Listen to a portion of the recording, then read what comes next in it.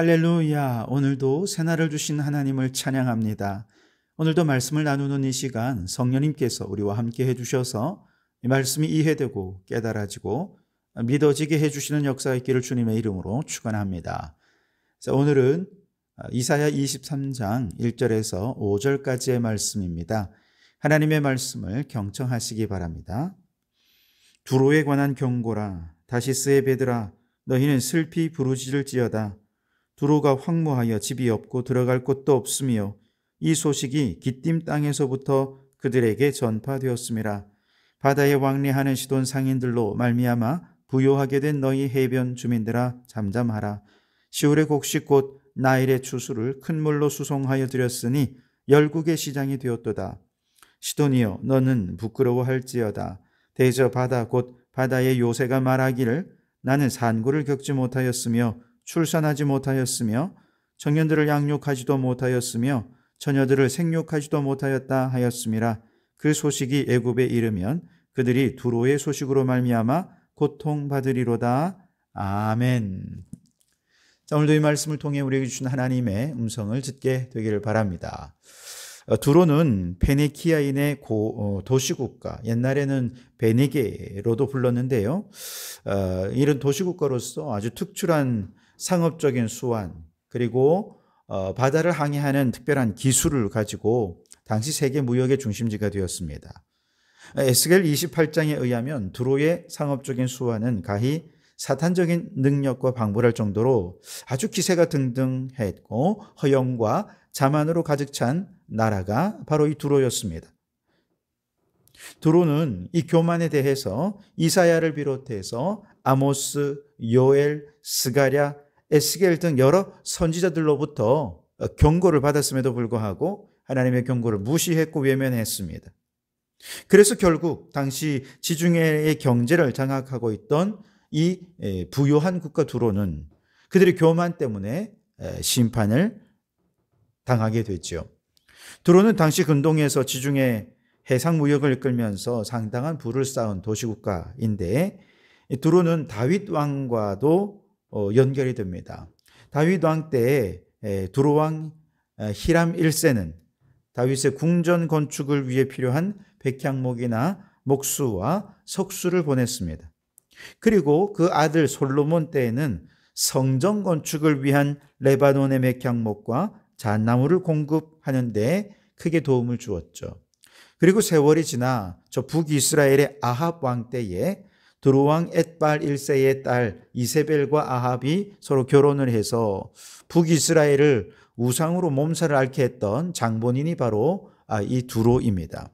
이처럼 두로는 우상 숭배의 나라고 해상 무역을 주도하며 물질적인 부를 축적해서 교만해졌고, 그 결과 영적으로나 정신적으로나 도덕적으로 타락한 도시가 되었습니다.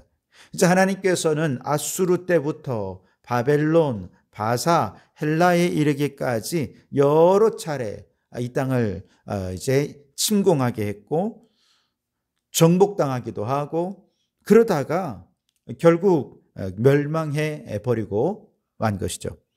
두로의 멸망은 두로와 긴밀한 무역 관계를 가지고 있던 애굽이나 다시스 같은 나라에도 충격을 주어서 덩달아 경제에 큰 침체를 가져오게 하기도 했습니다. 자, 이런 내용들을 바탕으로 이해하면서 오늘 본문으로 들어가 보고자 합니다. 1절에 보시면 두로에 관한 경고라. 다시스의 배들아, 너희는 슬피 부르짖을지어다. 두로가 황무하여 집이 없고 들어갈 곳도 없으며 이 소식이 기띔 땅에서부터 그들에게 전파되었음이라 그랬습니다. 다시스에서 출발한 두로의 상선들이 이제 무역을 마치고 돌아오던 길에 중간 정박지인 키프로스 섬의 항구인 기띔에서 잠시 정박하고 있었습니다. 그러던 중에 들려오는 소식이 고향인 두로가 망했다는 것입니다. 이들은 이제 이곳 키프로스의 기띔에서 정박하면서 이제 내일 해가 뜨면 두로에 돌아가서 가족들을 만나고 아이들에게 만난 것도 사주고 편안한 안식도 취하리라, 그렇게 기대에 잔뜩 부풀어 있었는데 나라가 망했다는 것입니다. 돌아갈 고향이 없어졌다는 것입니다. 그러니 슬피 부르짖을 수밖에 없을 것이다 라고 하는 예언을 한 것이죠. 이들이 두로를 떠날 때는 두로산의 염료와 상아와 목재와 각종 특산품들을 가득 싣고 떠나서 많은 돈을 벌어서 이제 고국으로 돌아가기만 하면 되는 것인데, 돌아갈 고국이 없어졌으니 그동안의 수고와 또 가족들을 만나고 평안하고자 했던 모든 기대가 물거품이 되고 마는 것이죠. 오늘 2절에 보면 바다에 왕래하는 시돈 상인들로 말미암아 부요하게 된 너희 해변 주민들아 잠잠하라 그랬습니다. 자, 두로의 선단에서 일하는 상인들이 주로 시돈 출신이었습니다. 두로의 배를 타고 무역업을 하며 부요하게 살던 시돈의 상인들은 당시만 해도 바다를 자유롭게 항해하는 항해의 기술, 또 힘, 모험심, 그리고 그 위에 쌓은 그들의 부요에 이르기까지 자랑할 게 얼마나 많은지 몰라요. 그러나 그들이 자랑하는 그 모든 것으로도 하나님의 심판의 칼날을 막을 수가 없었던 거죠. 두로와 시돈을 보면서 저는 요한계시록 3장에 나오는 라오디게아 교회의 모습을 보게 되었습니다. 라오디게아 지역도 부유한 지역이었죠. 성도들은 부자로 부유하여 부족한 것을 모르고 살았습니다. 그 부유함이 그들의 교만이 되었고 그들의 신앙생활도 미지근한 신앙생활에 머물고 말았죠. 그 결과 자신들이 영적으로 곤고한 것과 가련한 것과 가난한 것과 눈먼 것과 벌거벗은 것을 보지 못할 정도로 영적으로 아주 둔감한 자들이 되어버리고 말았습니다. 그들의 부요와 그들의 안락과 평안함이 영의 눈을 가리고 신앙생활의 무기력함을 가져오게 된 것이었죠. 여러분, 돈이 많은 거 나쁘지 않습니다. 그러나 돈이 많다 보면 돈을 사랑하게 되기 때문에 돈이 많은 것은 위험합니다. 얼마나 위험하냐? 예수님께서는 부자가 천국 가는 것은 낙타가 바늘귀에 들어가는 것만큼이나 어렵다 말씀하실 정도였습니다.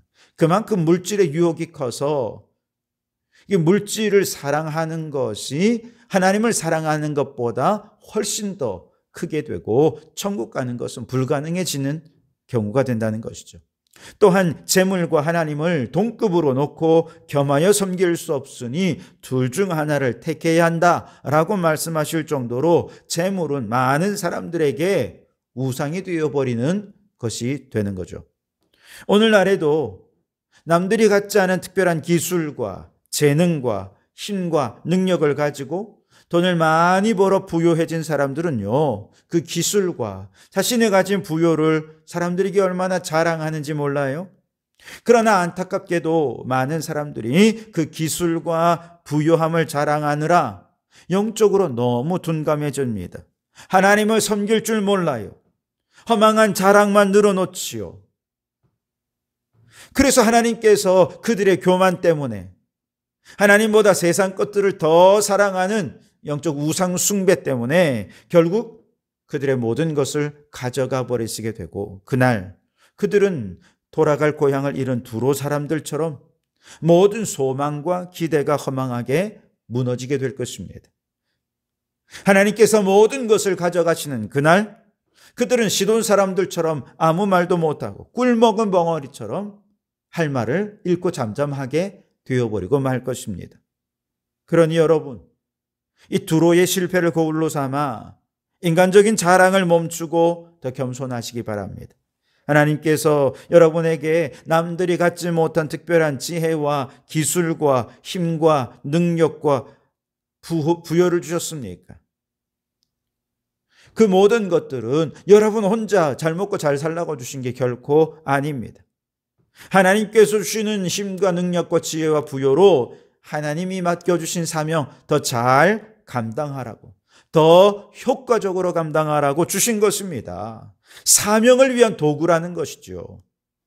그러니 여러분이 가진 모든 자원들을 사명을 위해 사용하십시오. 하나님께 영광을 돌려드리십시오. 하나님의 나라가 왕성히 세워지게 되는 일에 쓰임받는 우리 성도들이 되실 수 있기를 주님의 이름으로 축원합니다.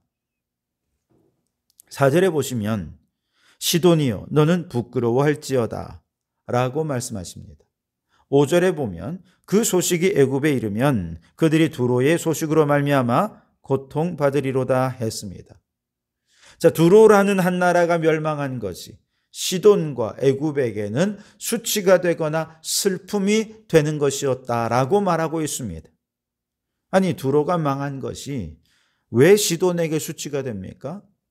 두로가 망한 것이 왜 애굽에게 슬픔이 되는 것입니까? 그 이유가 도대체 무엇일까요? 그것은 그동안 두로를 통해 누리던 모든 이익이 다 사라져 버릴 것이기 때문에 그렇습니다. 시돈은 두로와 마치 자매처럼 의존하고 있는 두 도시였습니다. 그러니 한쪽이 망하면 다른 한쪽도 망하는 것과 마찬가지가 되는 거죠. 애굽도 마찬가지입니다.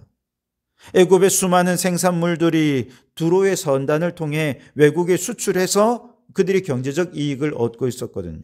그런데 두로가 멸망한다는 것은 애굽의 경제에 아주 큰 타격을 줄 것이기 때문에 그들이 애통해하지 않을 수가 없게 된다는 얘기죠. 그런데 여러분, 만약에 시돈과 애굽이 조금 더 지혜로운 나라들이었다면 두로가 그들이 가진 해상의 기술과 물질적인 풍요와 우상 숭배로 교만해져 있을 때 이들이 시돈과 애굽이 그 나라를 향해 지혜롭게 경고를 했었다면 어땠을까요? 자신들이 피해를 입지 않기 위해서라도 하나님의 신앙을 전해주고 서로도 겸손하도록 말씀의 교훈을 들려주고 신앙적인 교류를 하는 나라였다라면 아마 그들의 수치와 슬픔을 면할 수 있지 않았을까 하는 생각입니다. 여러분, 오늘 우리도 마찬가지입니다. 우리는 서로 보이지 않는 끈으로 서로 연결되어 있습니다. 그래서 한 사람의 고통은 곧 공동체 전체의 고통이고 한 사람의 슬픔은 공동체 전체의 아픔이기도 한 것이죠. 한 사람의 불신앙은 모든 성도의 수치와 슬픔이 될 수 있다는 얘기입니다. 그렇기 때문에 신앙생활을 하면서도 세상의 지식과 명예와 권세를 자랑하고 교만해져서 영적으로 둔감해진 성도가 있다면 여러분 자신의 안전과 행복을 위해서라도 그분이 더 겸손해질 수 있도록 도와드려야 한다는 것이죠. 물론 지적질하고 비난하라는 얘기가 아닙니다. 지혜롭게 그들이 자신의 교만을 깨우치고 겸손해질 수 있도록 해야 되는데 그것이 바로 예배의 자리로 그를 초대하는 것입니다. 함께 하나님의 말씀을 듣는 것입니다. 겸손히 무릎 꿇어 기도하는 것이죠. 이렇게 경건 생활이 회복되면 그들은 겸손해지게 되고 그가 가진 모든 자원으로 하나님의 영광을 위해 사용하게 될 것입니다. 그러니 여러분, 우리는 모두가 다 지혜로운 하나님의 백성이 되길 바랍니다. 우리는 서로 연결되어 있기 때문에 우리 가운데 믿다가 낙심한 성도들, 그들을 태신자로 작정하십시오. 그들이 그동안 세상에 취해 하나님을 떠나고 하나님을 모른다, 그렇게 해서 교회를 떠나간 사람이라 하더라도 다시금 그들을 하나님 앞으로 가까이 초대하시기 바랍니다. 다시 경건 훈련에 함께 힘쓸 수 있길 바랍니다. 그렇게 말씀 앞에서 함께 기도하는 중에 더 겸손히 하나님 잘 섬겨서 두로 때문에 수치와 슬픔을 당했던 시돈과 애굽처럼 되지 말고 우리 모두가 행복한 신앙생활을 할 수 있도록 서로 돕고 서로 섬기는 사랑의 공동체를 이룰 수 있게 되기를 주님의 이름으로 축원합니다.